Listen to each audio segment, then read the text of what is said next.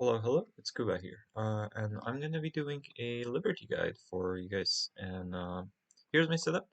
I am gonna be playing as Yugoslavia because it's blank Civ that doesn't really get any benefits in the early game. And yeah, I just want to get you through how you can get through every situation. And I'm gonna be playing with Lekmod 31.3 and the Lekmap 4.2. Here are my settings for Lekmap. Uh, this is mostly like standard settings for multiplayer. Um, I don't have all the AI settings on because I would like to AI to be able to like build wonders and play a role. Normally you'd play with also these three on, but I'm not going to do that. All right, let's get to it. So, one of the things that I would like to talk about, I guess, before the game starts is when do you want to play Liberty? Because sometimes your ability to play Liberty will be already determined by the civ selection. Like some civilizations, especially those that get early culture bonuses to get you to the settler policy as fast as possible. Like Italy, Poland, Finland, France, they're really strong Liberty civs, and as some of them you will be looking to play Liberty pretty much on any start. I also have a claim that Liberty is alright on like any start you get. Uh, it's not insane or anything, but it's just alright. And you can basically like if you only know how to play Liberty, you're gonna be mostly fine in a free for all. Alright. So now that we got that out of the way, I will also talk about reasons to play Liberty based on land, but I'm going to say a lot more about that when we have our land revealed. All right. Um, Here's our start. And what are we looking to when we are looking for when we are settling our cap? So the first thing is how quickly can I grow? On quick speed, when you're working a uh, free food tile while settled on a hill, or a 2-1 tile while settled on the flatland, you're gonna grow in 4 turns. If you're settled on a hill and working a 2-1 tile, you're gonna grow in 5. If you're settled on the flat and working a free food tile, you're gonna grow in 3. Obviously, growing in 3 is the best, and but also it gives less production and gets your scout later, so you want to be growing in 3 a lot of the time when you have the option to, but maybe it's not the most important thing. Other things that are important are chops, availability of good tiles, which are free food or production yield tiles at the start in your cap, and yeah, and did I mention chops? Well, chops and having a hill to grow to when you grow every time you grow your cap. And what I mean by that, I'll mention in a second. All right. So on this start, we have a free food tile. We have 2-1 tiles in place. We don't have a hill to grow to. Um, we have 2 chops. That's kind of nice. Oh, and also settler movement is the last thing. And we don't have a very good settler movement out of this cap. Oh, no, we have great settler movement out of this cap. I'm sorry, I'm just already thinking of this spot that I would actually probably want to settle on. We have a great settler movement, like settlers can move over this flat and over the flat tile on the hill, over the flat tile on the marsh, and get pretty much anywhere very quickly. So that's good. But what I'm looking for is settling on this tile instead. Um, Just the reasons why is I have 2 free food tiles, so I'll be able to grow to 2 pop in 3 turns and then to 3 pop in also 3 turns. And it also has a potential to be settling on the horse, although that potential is 1 in 4 because unlike map with strategic balance on your horses and iron always spawn within your first 2 tiles and horses always spawn on flat. The only this tile is a forest and so the only flatland tiles with no features, horses cannot spawn on marsh. And I believe they cannot spawn on desert, on or tundra either. So it's always either plains or grassland. So these are the only, there are 4 possible tiles that the horses can spawn on, and so this is 1 in 4 to settle on horses. That's pretty good. And What else to? Is there any reason to go in place? I mean, is this settler movement? But I think I value having the good tiles, having a chance to be on a horse, much more. So I'm probably going to go there. I should have moved my warrior first. That's a mistake. Although there were only real two possible options for me to settle, and yeah, I already chose one. And I'm going to just scout my land. Alright. I'll get to war unit movement in a second. That's the third lake. That's pretty nice. Not a lot of fresh water in this cap. It's not particularly strong late game cap. But we're Yugoslavia. We don't really have to worry about having a strong late game that much. Alright. My preferred build queue is for Liberty is probably like Scout Monument Worker. Uh, I will sometimes do a second scout, and I know a lot of people recommend a second scout. I think it's very good. I just prefer finding gold ruins and buying that scout instead, and meeting city states. And oftentimes you will have enough money to be able to buy a scout.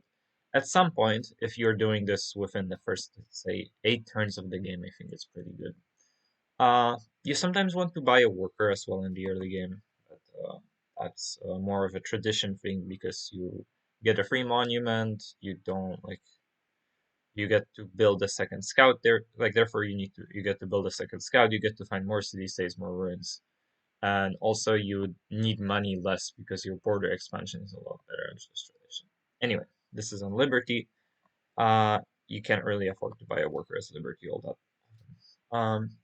Alright, so normally for the tech path, I would go mining first. This time, because I have a chance to settle on horse, I would like the +1 production in my cap permanently, if this style is my horse style. So I am going to take animal husbandry first. Normally, the tech priority for me is, well, mining, luxury techs like calendar, well, mining, trapping, masonry sometimes, and that's probably it. Sailing if you're on the coast. I'm not going to be talking about the coast. The coast is very different from what I'm doing here. I should have probably clarified that in the intro. All right. Anyway, I think we're ready to go. Mm, okay, so now oh, and the reason why you want to have a hill in the cap is because when you grow your city, you get production from the tile you grow into on that turn. So that's why I like to setting my city on production focus, and then whenever you grow, you get 2 extra hammers in your city from growing into a hill in this case.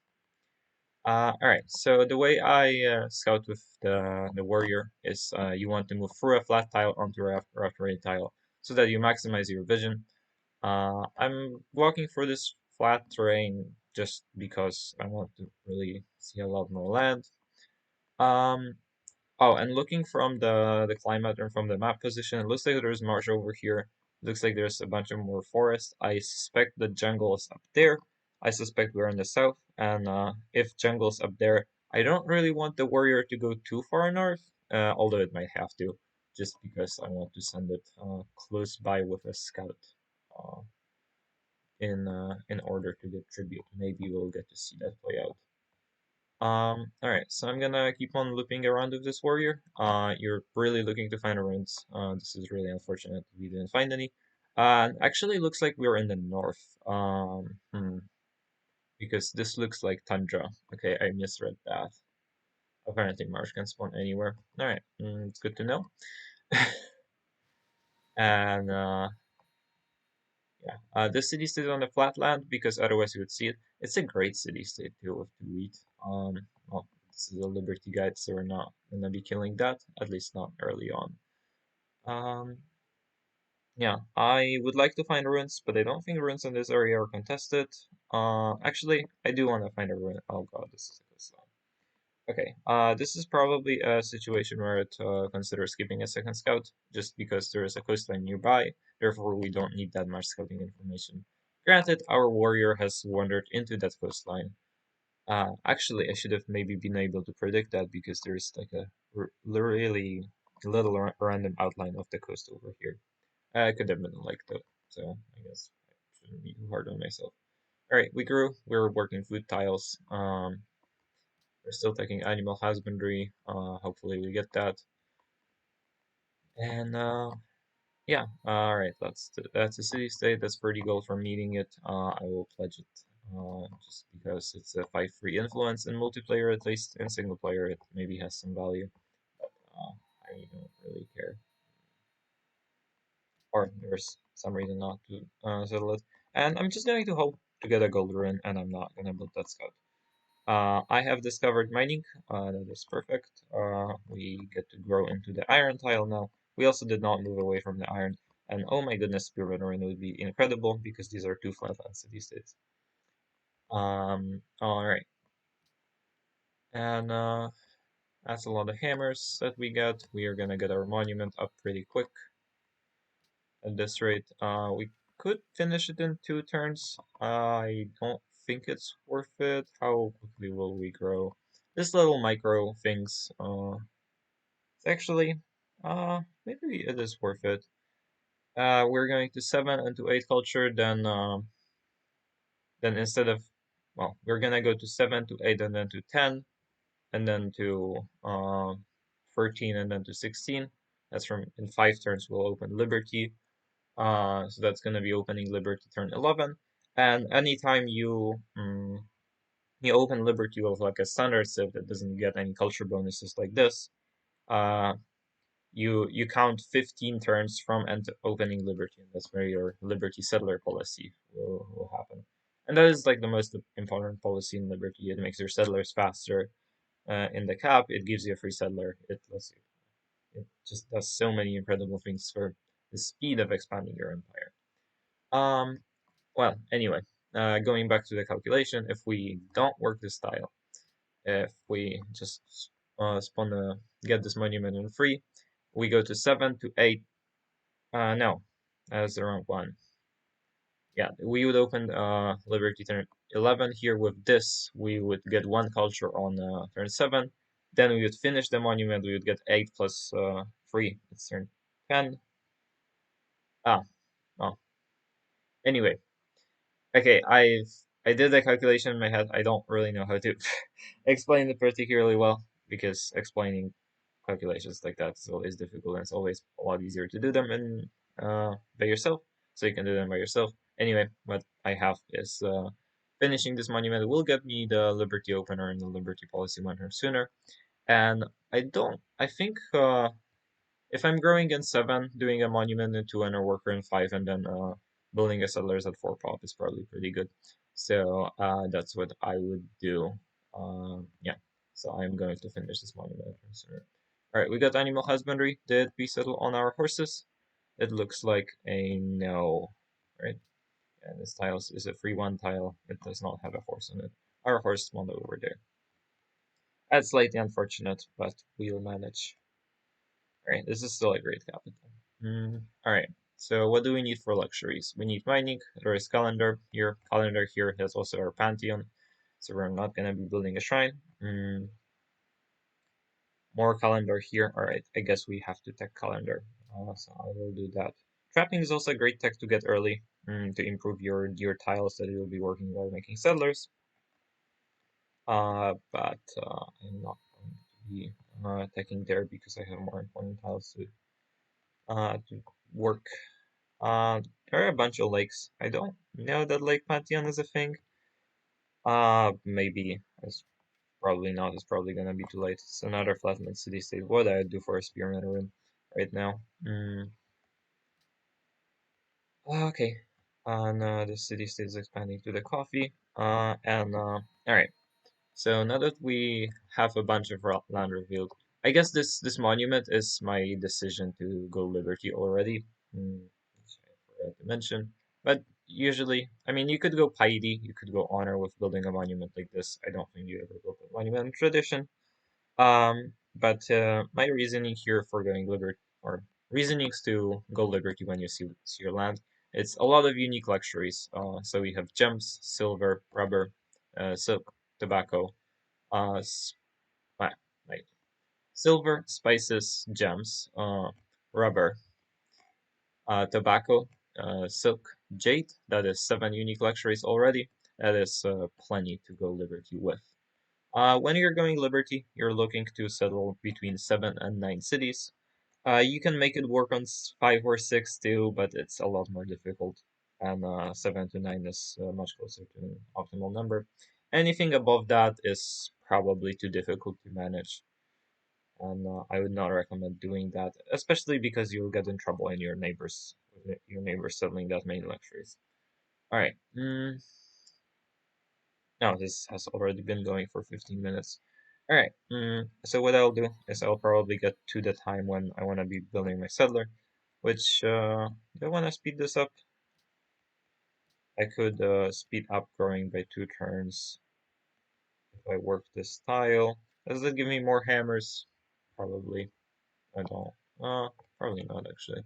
All right, this is our gold rune. It's turn 8. Do I still want to buy that scout? Let me see what's down there.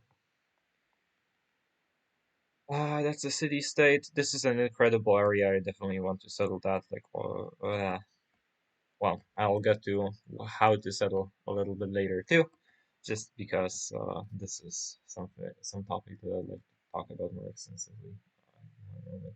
Anyway, um, what I need to scout over here. I need to steal a worker from one of these.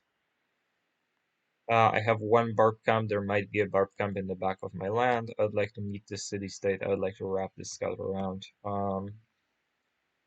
I do want to see what's in the back of my land. Okay, so if I would be playing multiplayer, I probably would not be buying the scout, but for the sake of this guide, I am going to just because having information on what's back there is probably better.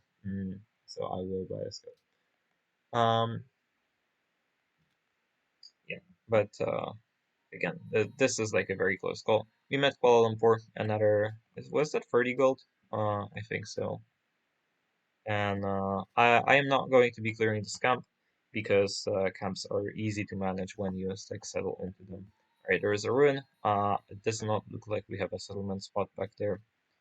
But maybe. Alright. And yeah, I'm saying it does not look like we have a settlement spot, even though we didn't identify our settlement spots strongly yet. We are going to want to settle in the areas with luxuries, obviously, with a lot of resource tiles as well, and with rivers, although we don't have any of those in our land. Um, Interestingly, I think if this was a multiplayer game with the severe isolation that I have, I'd be going Piety. But for the sake of this guide, I think Liberty is very good here. Oh, did we get a culture run? No. We just finished the monument on turn 10. Okay, we're gonna have a Liberty settler policy on turn 25. That is pretty good. I would like to see a little bit more. I don't think these city states are going to do anything. We met the Huns. Okay. Let's see where they are. That's very far away. That is none of our concerns if that's a new player. Um, okay. I would like to greet this ruin for Pop 4. uh, just because the pop ruins are the best thing you can get. There is an island with our luxury, with our regional luxury, which is the luxury that we have a lot of copies of in our land, and free copies of in our cap. So this might be considered part of our land, this little island, although islands are not supposed to be considered part of our land, but it's okay. I'm okay with losing some of the land, considering how high quality all of this land is. All right. Let's keep going. We're gonna get this worker in 2 now. Should we? You should probably work max production now. And, well, we might get a popper in here. Let's find out. Oh, so this is not an island. This is a little peninsula. And this is an island that we can take stuff from. And I'm glad we have a scout because we can just, like, park it in this area and not worry about barbs spawning in. Yeah. All right. I'm already looking at settling some coastal cities, so that would be pretty good. All right, and we got a pop in over here. That is perfect. Unfortunately, it doesn't look like we have good tiles to work. I'll probably want this tile for settlers, so I'll buy it and try to unwork it right now. Okay. So our settler tiles are probably what iron, chopped deer, hill, and I guess silver. No, flatland silver is not the greatest. I'd like to have this iron. I might settle for it Anyway, yeah, it's as in multiplayer, like entire early game that I spent is revolving around identifying settlement spots and identifying where I am going to settle them. But in order to cover that, I think I want to see most of the land. Um, all right. We are scouting the last few tiles. We are ready to build a settler next turn. We're overflowing 9 hammers into it. That's pretty good. We have plenty of unique luxuries. I like that. Alright, yeah, this looks like a great Liberty start. I think we're gonna have a lot of fun with this game. And there is Luxembourg. That's a good worker. That's a nice looking worker to steal, but the problem is, we're not going to get to steal multiple times from Luxembourg, so I might pass on that. We'll see. This area looks very uh, resource light. Um, anyway. I am going to start building a settler, and I think I'm going to cut this part here. In the next part, I'll try to talk about how to identify settlement spots. All right, thanks for watching. I'll see you next time.